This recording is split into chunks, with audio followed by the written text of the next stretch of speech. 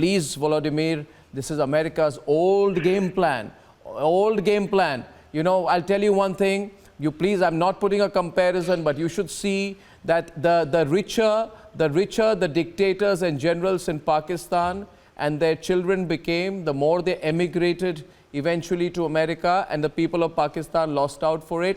America used Pakistan. America has a use and throw policy across the entire world. It's repeating it all over again in Ukraine.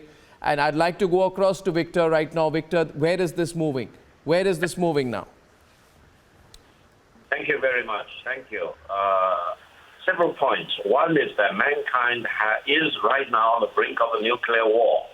And mankind has never been as close to nuclear Armageddon as we are now. So whatever happening in Ukraine, brutal as it is, tragic as it is not child's play anymore. It's not just between Russians and the Ukrainians.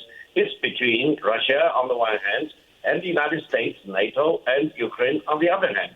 Now, a couple of points about President Zelensky. I think, despite of the fact that he is very much liked by the West, President Zelensky does not know what he wants which can be delivered. He does not know what he wants from President Biden and the United States which can be approved. He does not know what he wants from President Putin which can be executed. He does not know his most important thing now is to save the Ukrainian people, not to urge them to die to the last person standing. No, whoever who is urging the Ukrainian people to stand in the fight against the Russians and to die until their last person is killing the Ukrainian people, is not helping the Ukrainian people. If they want to die, they go to Ukraine and die in themselves. They have their own skin in this game. If they stay away and urge the Ukrainian people to die, they are doing injustice to the Ukrainian people. When the dust settles, I think how many Ukrainian people have been saved from the war, from dying from the war, is the most important thing.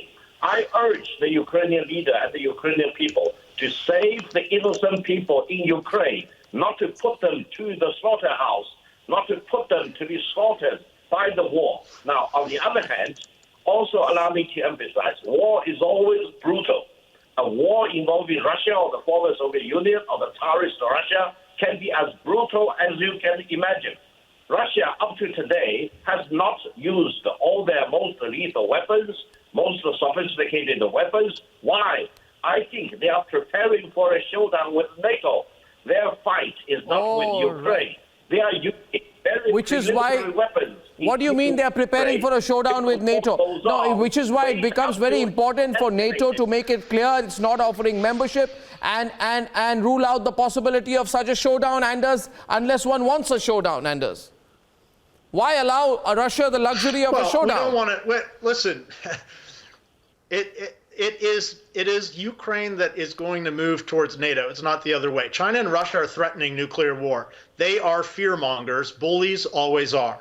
Stingers can win wars. In Afghanistan, for example, they beat the Soviets. No nuclear we are not looking for war. Look, war is looking for America. We always try to beat the dictators and terrorists. We don't start the wars. The dictators and terrorists do. Moscow is losing. Putin is losing. Glory to Ukraine, Slava Ukraina. You know what? To be honest, if it wasn't because the United States is the one that's losing its hegemony, we wouldn't be interfering in other people's business.